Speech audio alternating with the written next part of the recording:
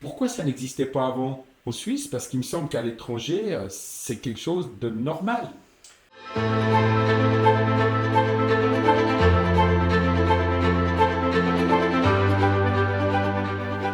Ça existe à l'étranger avec un succès estimé, notamment en France, où on sait que le viager est plus développé. Et par rapport à ce qui vient d'être mentionné, effectivement, il y a quelques années, l'infrastructure était nouveau. Aujourd'hui, c'est le viager qui est nouveau, mais qui a toujours existé en Suisse. Le, le- le droit prévoit le viager avec le droit d'habiter ou le droit d'usufruit. On fait un droit d'usufruit.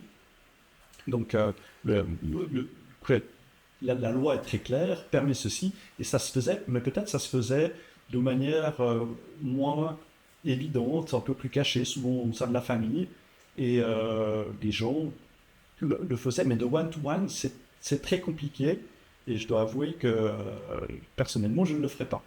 Mais ce qui est important, c'est aujourd'hui, on apporte un nouveau produit, comme il y a 10 ans, c'était les infrastructures.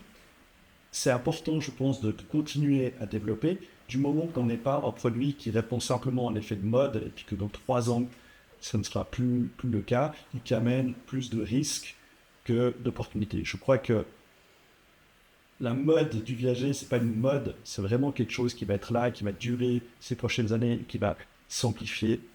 Et à nouveau, je ne pense pas qu'on amène plus de risques, bien au contraire, avec ce produit. J'en suis acquis, il est vrai. J'en suis acquis.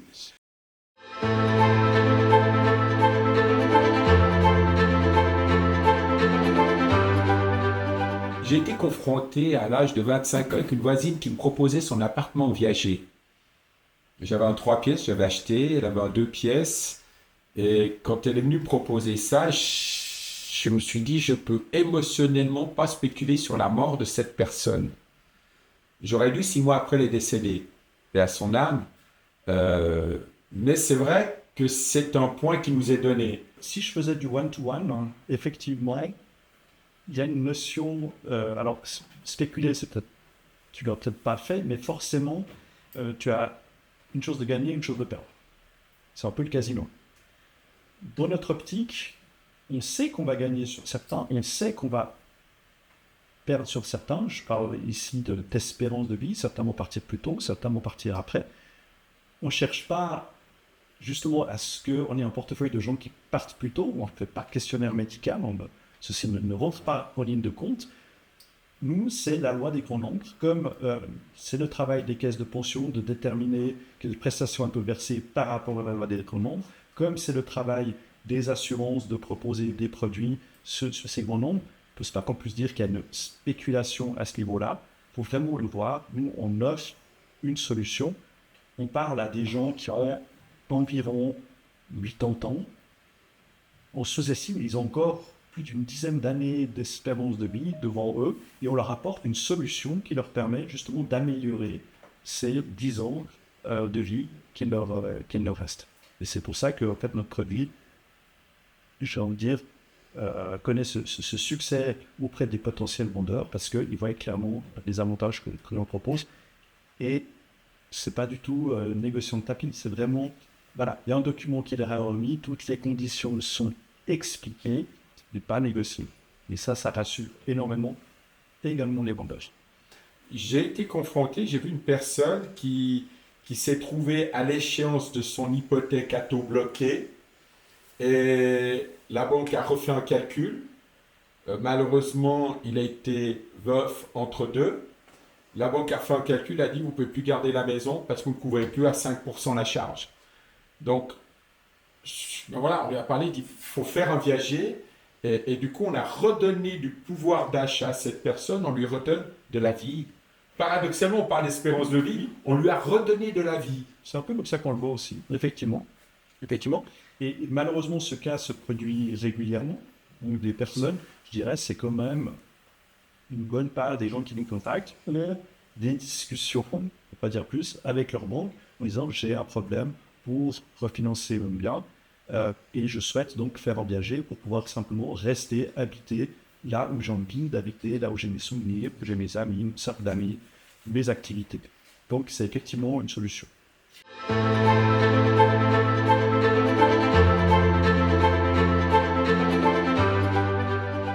Comme je l'ai dit, ça c'est le travail de notre partenaire, la société Viage, qui va rencontrer chaque personne, et c'est vraiment un travail d'explication.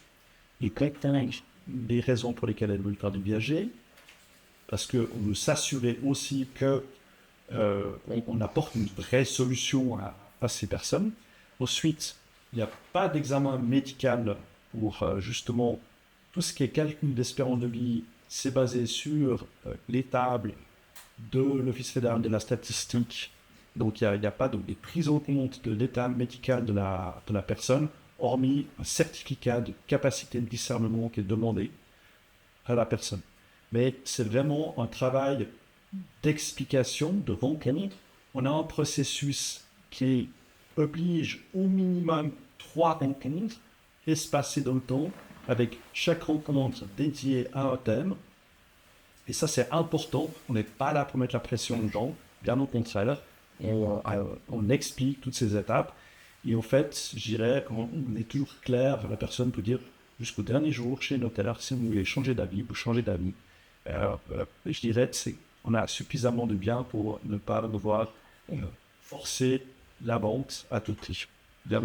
J'aime bien un exemple que je vais prendre, c'est une ouarie qui s'est adressée à vous pour dire, voilà, on est une ouarie, mais en fait, il y a des risques dans les ouaries de chamaillerie et autres, et de dire, est-ce que vous pouvez reprendre en viager le bien de la ouarie, comme ceci, les enfants, on va plus se bagarrer, on retrouve notre argent, les parents peuvent vivre sereinement, et j'attire l'attention, quand on parle DSG, ok, c'est quelque chose qui est en train de disparaître, on parle d'autre chose, mais n'empêche, socialement parlant, le viager apporte une réponse à beaucoup de choses. J'ai exprès commencé par le préambule de dire je spécule sur la mort, mais on a vu, on apporte des solutions à des gens qui peuvent revivre et améliorer leur pouvoir d'achat, le pouvoir de jouir de la vie. Oui. Hein, j'aime bien l'expression on ne vit qu'une fois ou on ne meurt qu'une fois. Donc autant en profiter. De régler des problèmes de wari entre des enfants où les bagarres deviennent inutiles. Donc en fait, ce viager a de multiples facettes. Le viager a de multiples facettes. Je l'ai dit, la principale cause les gens viennent, c'est souvent parce qu'ils sont en discussion avec leur banque, une discussion qui généralement ne sont pas très agréables. La deuxième cause, c'est vraiment l'aspect succession. Et c'est justement de régler les aspects de succession. Ça, c'est vraiment la deuxième cause. Après, il y a encore d'autres raisons. Il y a ceux qui n'ont pas de succession. Pourquoi on va faire du viager quand on est propriétaire? Ça peut être aussi de vouloir faire une donation plus rapidement à des enfants. Voilà, il y a effectivement une multitude de situations, mais on essaie toujours de comprendre un peu la raison derrière le besoin de faire du viager. Mais effectivement, c'est une solution. C'est une solution qui, pour mieux se développer, nécessite justement d'être plus institutionnel. Et je crois qu'on arrive avec ce produit à appeler cette réponse.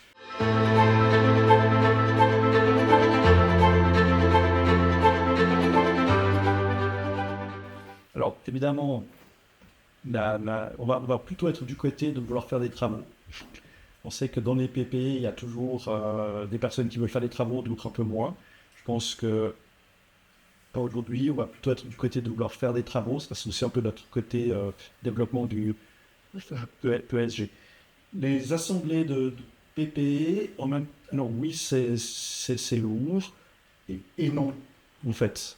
On reçoit les rapports, on lit les rapports, on lit les comptes, on reçoit les ordres du jour. Si on décide de devoir y aller sur place, potentiellement on y va. Si on voit qu'il y a des points à l'ordre du jour qui nécessitent vraiment une discussion, sinon on va voter par simplement de non-procuration.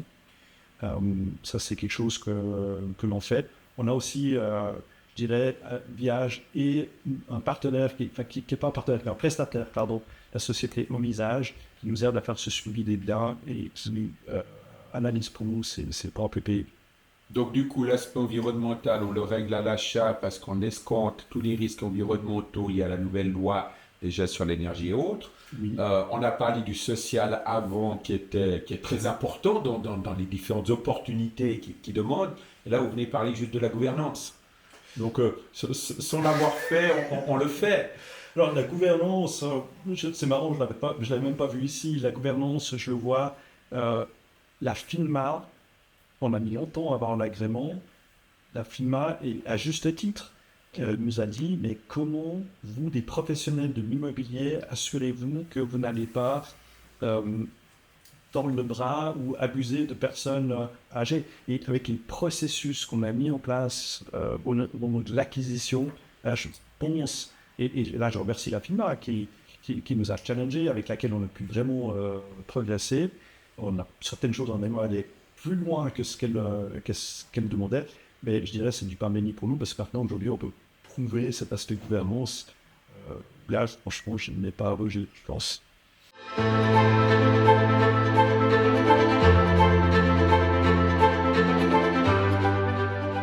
Non.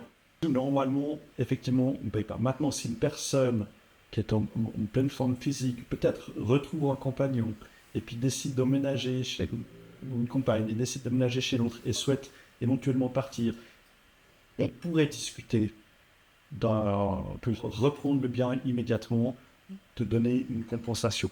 Dans certains cas. En tout cas, le contrat ne l'interdit pas, mais il ne le prévoit pas de manière automatique.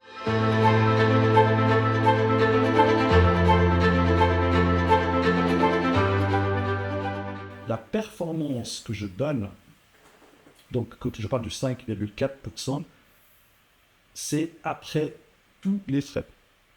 Donc y compris les frais à l'acquisition et les frais à la vente. Il faut savoir qu'à l'acquisition, il n'y a pas de courtage. C'est le vendeur qui paye un courtage. Ce n'est pas le fonds à l'achat. Le fonds paye les frais d'achat, donc les frais usuels chez le notaire. Et puis, le fonds peut effectivement payer des frais de courtage à la remonte. On a mis dans notre scénario de 5,4%, effectivement, le courtage usuel, dans le courtage pour les biens individuels, de 3% selon le SPI, c'est ce qu'on a mis dans nos scénarios. Donc, la performance estimée est après.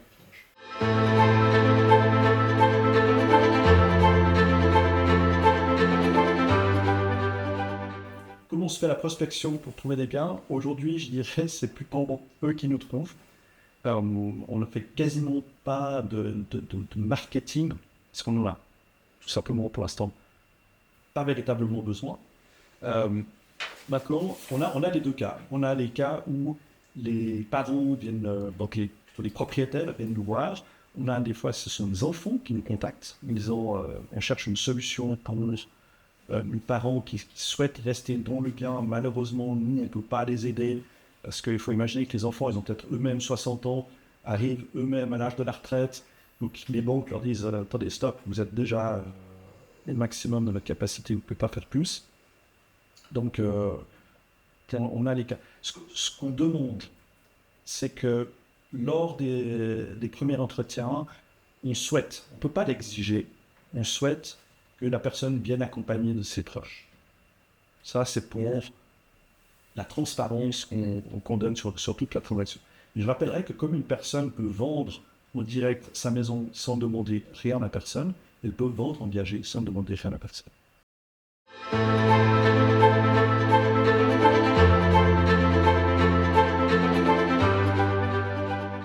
Alors, effectivement, quand je suis rentré dans la vie active en 2010, que j'ai cherché mon premier appartement, on me disait que les prix étaient très hauts. Ils n'ont pas baissé depuis. Quand j'ai acheté en 2010, on m'a dit que les prix étaient très très hauts.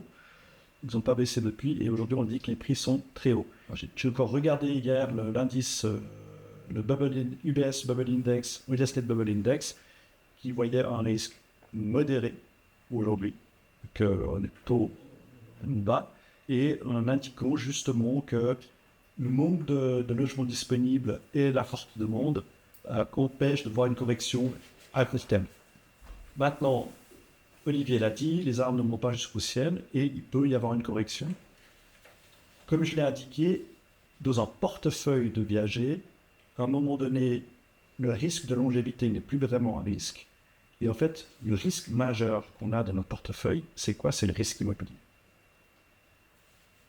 Donc, comme les fonds immobiliers ont un risque si tout à coup le marché des immeubles, et on l'a dit, hein, les personnes voient des revenus qui stagnent, elles ont aussi des problèmes à payer leur loyer.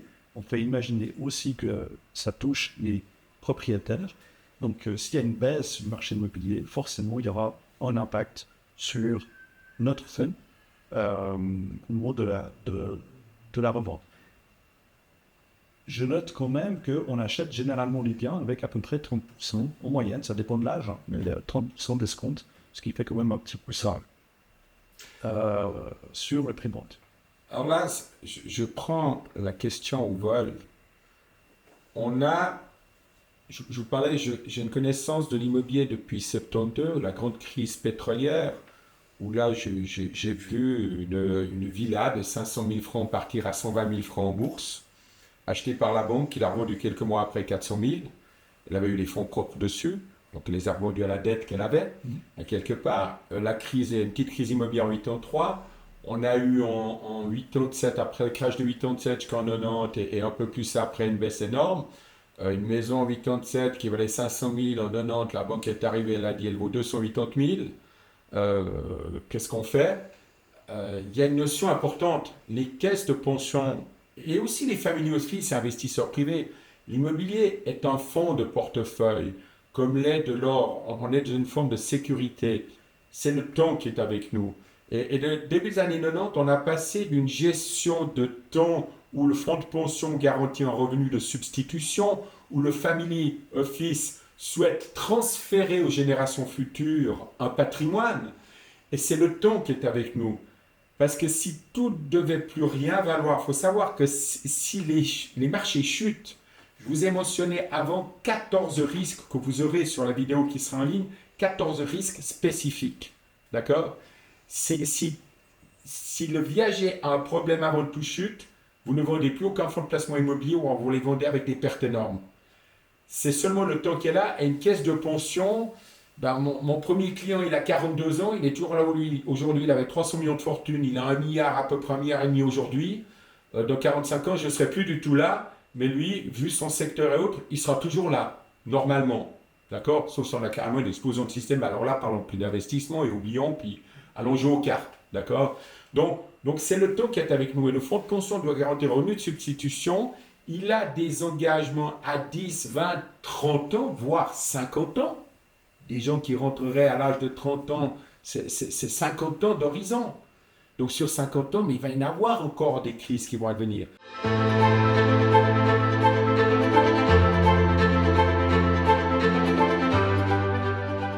Dès 2027, vous annoncez que vous allez distribuer régulièrement les revenus qui vont découler du fonctionnement du système.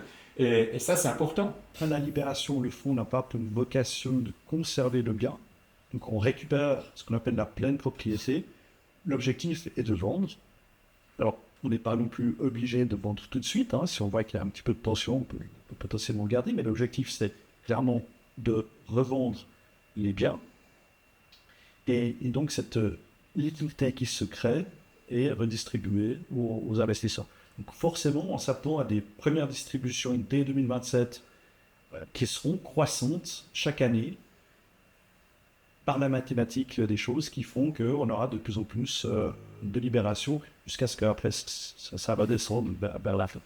Je dirais que c'est presque mieux qu'une obligation de la Confédération parce qu'on a un capital et un rendement qui se remboursent, qui me permet dans mon investissement, si je suis en fonds de pension, de planifier des revenus pour les autres placements à risque, eux soient diversifiés s'ils se trouvent dans des périodes conjoncturelles inadéquates pour utiliser ce terme.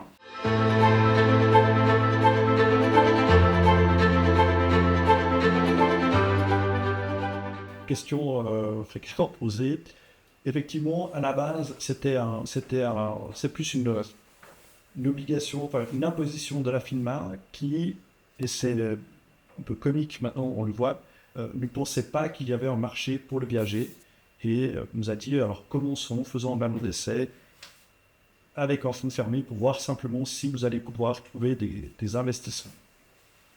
Alors, il faut transformer ceci en quelque chose de positif. C'est un fonds nouveau, c'est un fonds qu'on lance. On sait qu'il faut toujours un petit peu convaincre au départ.